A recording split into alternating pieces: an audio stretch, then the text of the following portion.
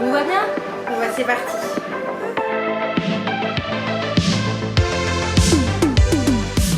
Bienvenue dans ce nouvel épisode du Tour de France des créateurs. On est à Anglette, chez Chloé, fondatrice, créatrice de la marque Gamelle Céramique.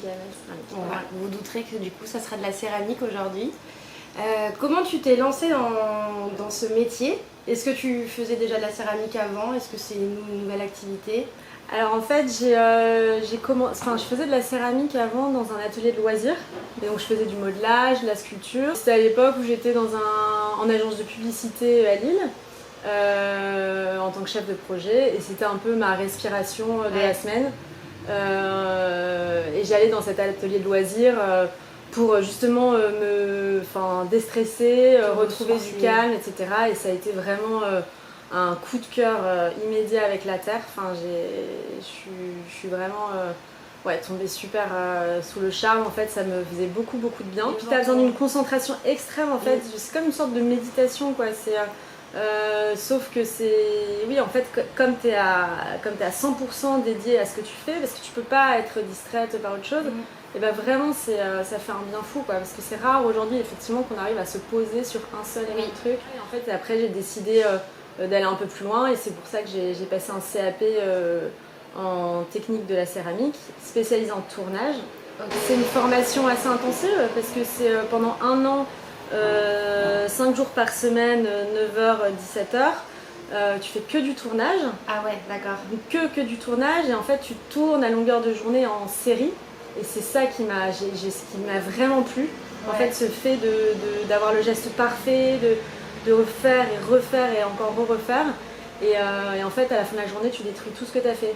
C'est-à-dire que tu fais une série de je sais pas, 40 tasses, et puis de 40 gobelets, 40 bols. Et après, à la fin de la journée, on coupe tout pour voir si les dimensions sont ok, si les épaisseurs sont bonnes. Et à la fin de la journée, tu détruis tout. Okay. Au début c'est un peu frustrant. Ouais, ce que j'allais te dire. Ouais, au début c'est un peu frustrant, mais en vrai c'est comme ça que tu apprends, parce que en fait ce qu'on apprend c'est le geste. C'est pas juste réussir à faire un bol. Enfin, il y a plein de formations dont nous on nous a jamais parlé en fait à l'école, à la fin quand tu fais tes souhaits là, tes vœux. Et je trouve que c'est trop cool de savoir qu'il y a aussi ces options là, si toi t'es plus attiré par l'artisanat et... En fait, on fait des voies très généralistes. Enfin, je parle pour moi. Moi, j'ai fait des études très généralistes de commerce parce que je ne savais pas vraiment ce que je voulais faire. Par contre, si à l'époque on m'avait demandé qu'est-ce que tu aimais faire quand tu étais petite, c'est peut-être pas quel était ton rêve, etc. Et c'est vrai que mon rêve, j'ai toujours rêvé. Aujourd'hui, je me rappelle très bien. C'était d'avoir un atelier. Tu vois, alors je ne savais pas pourquoi faire forcément, mais en tout cas, c'était d'avoir un endroit où je pouvais créer, où je pouvais mettre le bordel partout. J'étais dans ma bulle quoi. J'ai toujours aimé travailler avec mes mains, et voilà, mais jamais j'aurais pensé faire mon métier, parce que je m'étais dit il faut un métier. C'est aussi comme ça qu'on te conditionne, j'ai l'impression, surtout au lycée. C'est vrai que les formations aujourd'hui c'est hyper important, il y a plein d'opportunités, il y a plein de... Il faut juste chercher et te dire qu'il y a plein d'options possibles, et pas seulement celles dont on entend parler au lycée. Exactement. À la fac. Et pas se mettre de barrières, parce que c'est vrai que souvent tu peux pas faire un CAP, il faut que tu vois plus haut, etc. Alors que c'est dévalorisé. Alors qu'aujourd'hui des artisanats c'est vraiment super, c'est vraiment super quoi. C'est un super métier l'artisanat, et vraiment il y a beaucoup de choses à faire dedans, et en plus regarde un média comme le tien, on le voit bien qu'on est de plus en plus intéressé par le Made in France, par le fait le local, par les artisans, c'est clair. de pas avoir un bol que tu as chez Ikea pour 3 €. Une pièce en céramique, quand tu l'achètes et ça te garde toute ta vie. À moins qu'elle casse, mais en plus moi je travaille du grès, c'est des matières qui sont très très solides. Et ça procure pas le même plaisir. Ça fait office de décoration aussi. Et puis comme tu dis, t'achètes une histoire en fait derrière, t'achètes pas juste ta pièce, t'achètes ce que la personne a mis dedans, et toute l'émotion qu'il y a derrière quoi. Mais vous allez nous voir du coup. On va faire quoi d'ailleurs? Un petit bol. Un petit bol. Du coup on se retrouve à l'atelier, on y est, on bouge pas, on est à l'activité du coup. Donc la première étape, c'est de préparer la terre. Donc là en fait l'argile elle est plastique, elle est toute molle comme de la pâte à modeler. Et là en fait la première étape c'est que je vais faire ce qu'on appelle un bélier. C'est je vais venir tourner la terre sur elle-même pour chasser toutes les bulles d'air qu'il y a dans la terre. Parce que la bulle d'air c'est un peu le pire ennemi du potier. Donc là je viens chasser les bulles d'air. On appelle ça un bélier parce que tu vois c'est une petite tête de bélier avec sa langue. Ah oui. Donc voilà, donc là on vient chasser les bulles d'air et préparer la terre, en fait la rendre plus homogène pour avoir plus de facilité à la tourner sur le tour. Je me suis équipée.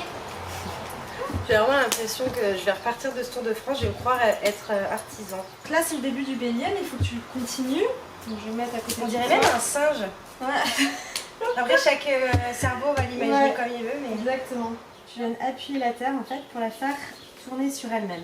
Et en fait tu vois le corps, j'ai un pied devant, un pied derrière et je fais comme un petit balancier et je fais un petit mouvement de rotation des poignets.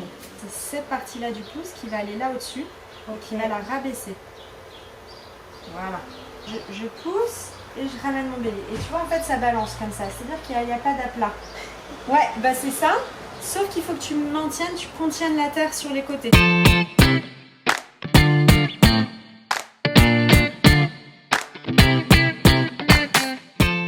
Ouais. Je sais pas si c'est fini ou... Bah... Comment te dire? Attends, j'essaie de le récupérer. Maintenant, on va pouvoir le tourner. Donc là, c'est ce qu'on appelle un rondeau. Donc je tourne sur rondeau. Du coup, première étape du tour, ça va être de centrer la terre. Donc pour la centrer, il faut exercer une pression en fait entre mes doigts là et mes doigts là pour monter la terre en ce qu'on appelle en cône. D'accord. En quille, pardon. En quille. Je monte en quille. Et ensuite, je vais la rabaisser, je vais la descendre et donc je vais la pousser vers l'avant et pousser vers le bas. En fait, le tour, comme il y a une force centrifuge, l'idée c'est d'avoir toujours deux forces qui s'opposent. Donc là, une fois qu'elle est centrée, je vais pouvoir la percer.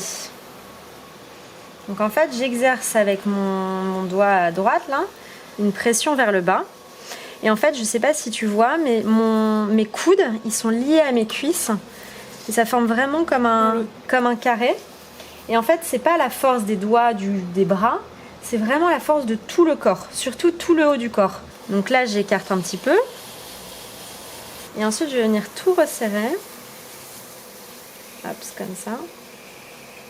Pour pouvoir monter ma terre. Et je vais venir en fait presser une partie de la base de mon pôle. Hein. Et en fait, chaque doigt de chaque côté exerce une pression opposée. Et comme je te disais tout à l'heure, avec la force centrifuge, la terre, en fait, elle monte. Ensuite, je passe ce qu'on appelle un coup d'estek.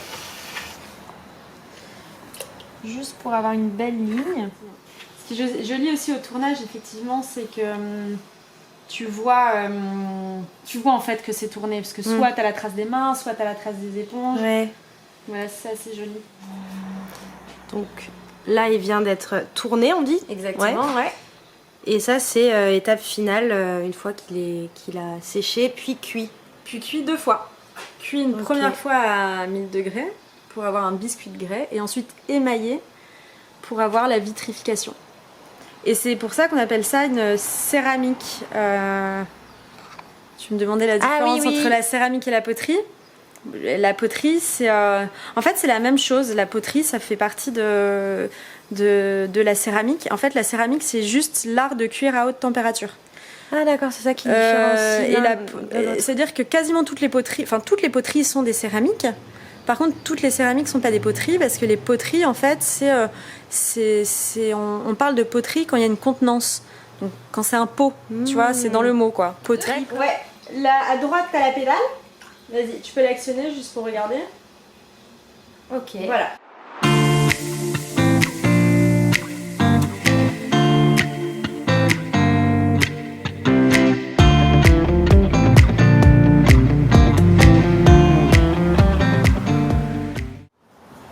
Et tu peux la baisser, ouais. En pressant vers le bas. Nickel. C'est pas mal. C'est pas mal hein, quand même. C'est hyper bien. C'est hyper bien. Débrouillé. Plutôt cool pour une première pièce. Bah, franchement, je crois qu'à force de faire des activités manuelles, c'est de moins en moins. Les gens, ils vont plus trouver ça drôle à force. Ils veulent que je fasse des bêtises. Tiens, pour mon dos. Est-ce que vous voyez le travail? Franchement, c'est pas mal. Bon, j'ai quand même été vachement aidée, hein, tu me diras. Bon, on a fini notre bol. Franchement, c'était pas si mal. Plutôt bien. Très bien même. Ouais. Alors, Gamelle, tu proposes quoi comme type de produit?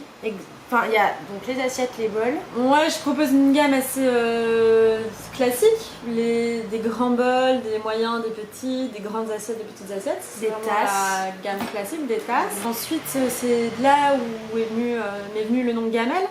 En fait, je travaille sur une collection en fait, où les pièces s'empilent grâce à un système de contenant haut et contenant bas. Donc ça, qui fait office de couvercle, comme des boîtes qui s'empilent. Et pour pouvoir jouer avec, en fait, tu vois. Donc là, ta gamelle, en fait, tu peux manger ton plat dedans, la servir avec un petit couvercle, pour faire office d'assiette. Par exemple, tu peux cuire au four. Ça peut te faire un petit plat de cuisson. Mais oui, donc ça a plein de fonctionnalités multifonctions, voilà. Et en fait, c'est ce que je cherchais, d'avoir une vaisselle très minimaliste qui en même temps te serve à la fois de déco, parce que si par exemple aujourd'hui les cuisines assez tendance, c'est où tu vois en fait tu vois, t'as des grandes étagères, etc. Et en fait tu poses ça sur ta cuisine et du coup c'est assez joli. Voilà. Bah nous on va aller au phare de Biarritz pour terminer cette vidéo, on vous amène avec nous. Et puis merci beaucoup de m'avoir accueilli, c'était trop bien. Moi je pense que je vais faire un atelier de... Je sais qu'il y a tout de suite au phare de Biarritz, enfin on vous voit plus mais à bientôt. À bientôt.